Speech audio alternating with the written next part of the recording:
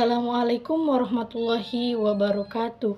Hai, perkenalkan nama saya Febri. Ini saya akan menjelaskan materi pertemuan pertama hingga pertemuan ke-6 kita pada mata kuliah akuntansi manajemen. Baik, jadi pada pertemuan pertama kita membahas tentang peranan dan fundamental akuntansi manajemen dalam lingkungan bisnis yang dinamis. Di mana akuntansi manajemen atau manajemen accounting adalah proses mengidentifikasi, mengukur, mengakumulasi, menyiapkan, menganalisis, menginterpretasikan, mengomunikasikan kejadian ekonomi yang digunakan oleh manajemen untuk melakukan perencanaan, pengendalian, pengambilan keputusan, dan penilaian kinerja dalam organisasi.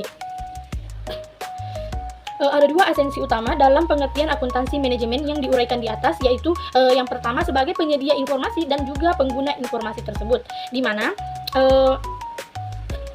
penyedia informasi dilakukan oleh akuntan manajemen, sedangkan pengguna informasi dilakukan oleh manajer tingkat bawah hingga tingkat atas. Kemudian yaitu peranan akuntansi. Akuntansi manajemen membantu organisasi dalam mengelola biaya, merencanakan keuangan, mengontrol operasional, serta memfasilitasi pengambilan keputusan yang lebih baik.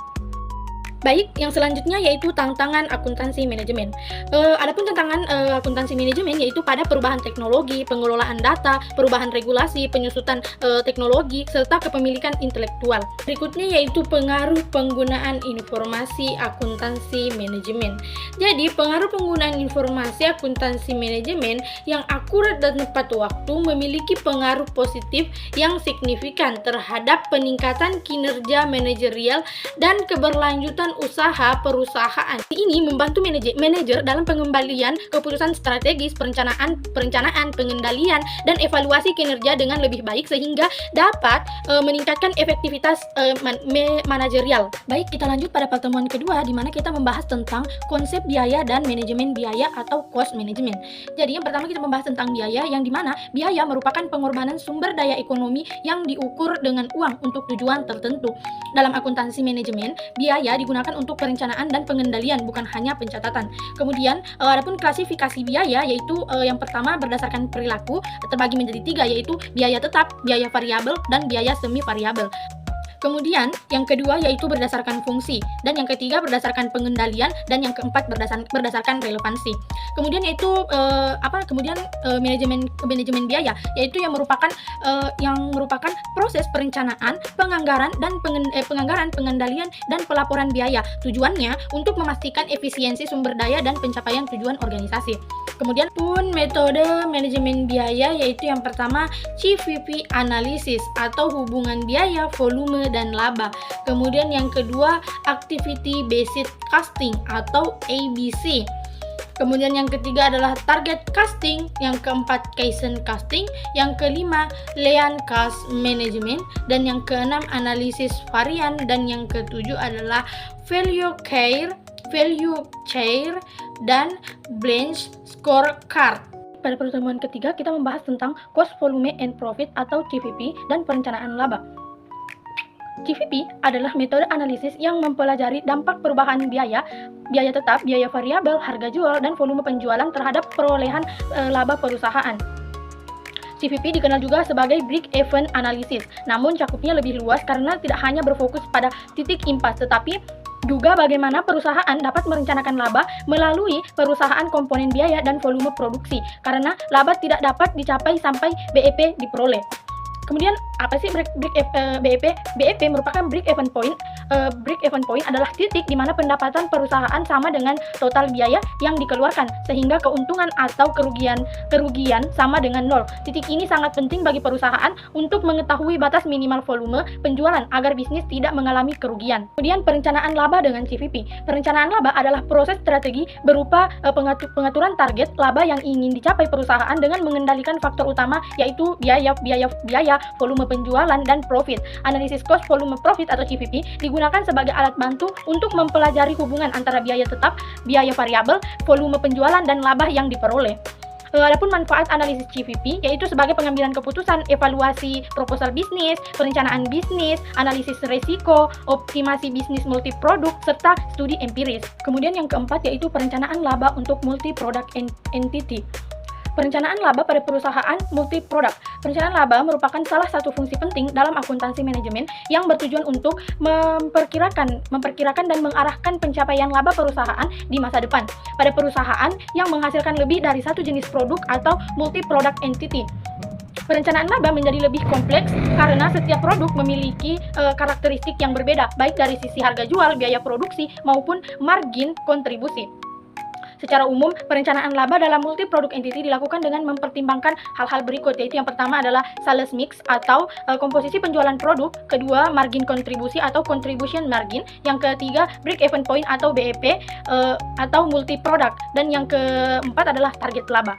Adapun faktor internal atau dari dalam perusahaan, struktur biaya produksi atau struktur biaya produksi biaya tetap, yaitu seperti gaji, sewa, depresiasi, dan biaya variabel, yaitu seperti bahan baku, tenaga kerja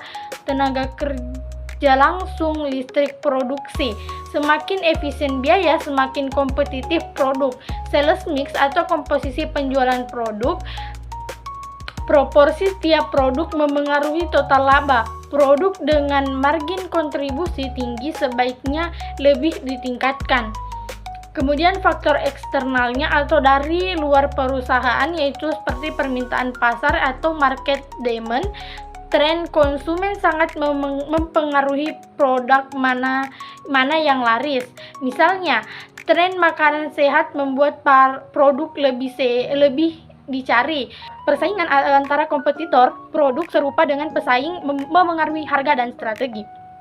Adapun manfaat perencanaan laba multiproduk produk bagi keputusan manajemen, yaitu yang pertama, optimalisasi kombinasi produk atau product mix untuk laba maksimal. Kedua, penentuan titik impas dan target laba yang realistis. Dan yang ketiga, meningkatkan efisien biaya. Keempat, strategi harga dan promosi yang lebih baik. Yang kelima, pengambilan keputusan alokasi kapasitas. Kemudian yaitu analisis perilaku biaya. Konsep biaya berdasarkan beberapa pendapat ahli dapat disimpulkan bahwa biaya merupakan sumber daya yang dikeluarkan oleh entitas dalam bentuk unit moneter atau uang untuk mencapai maksud tertentu sejalan dengan tujuan perusahaan. Kemudian yaitu klasifikasi biaya merupakan suatu proses penggolongan biaya secara sistematis atas keseluruhan elemen biaya dengan tujuan memberikan informasi yang lebih ringkas. Klasifikasi biaya ditinjau dari berbagai sudut pandang, terdiri dari yang pertama itu berdasarkan kemudahan penelusuran biaya, berdasarkan perilaku biaya, berdasarkan fungsi biaya, dan berdasarkan dasar pengambilan keputusan. Kemudian yaitu perilaku biaya yang merupakan istilah yang umum digunakan untuk mendeskripsikan sejauh mana biaya berubah nilainya seiring dengan jumlah produksinya.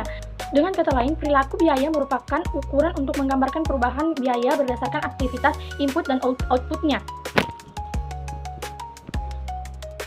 Perilaku biaya terdiri dari 3 bagian, yaitu biaya variabel, biaya tetap, dan biaya semi variabel. Adapun pemisah biaya tetap dan biaya variabel, pemisah biaya merupakan hal yang harus diperhatikan dalam menyusun anggaran perusahaan.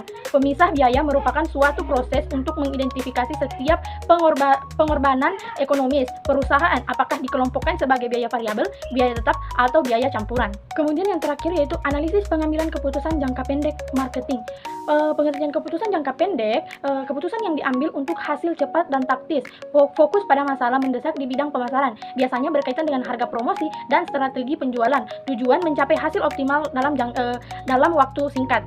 Adapun tujuan keputusan jangka pendek yaitu yang pertama, mendapatkan pilihan terbaik dari berbagai alternatif, meningkatkan penjualan dan keuntungan sementara, mempertahankan posisi produk di pasar, dan harus tetap sejalan dengan strategi jangka panjang perusahaan.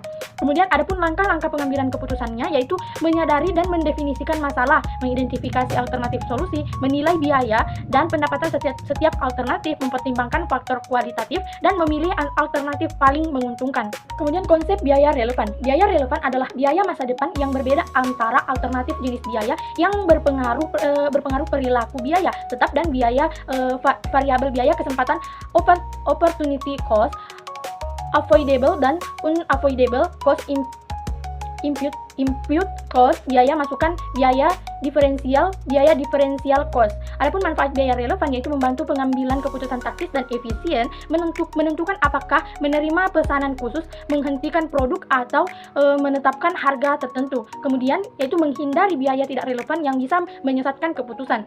Adapun jenis-jenis keputusan jangka pendek yaitu penentuan harga, menentukan harga jual produk agar kompetitif dan menguntungkan, dan promosi penjualan atau diskon meningkatkan minat beli konsumen dengan insentif jangka pendek.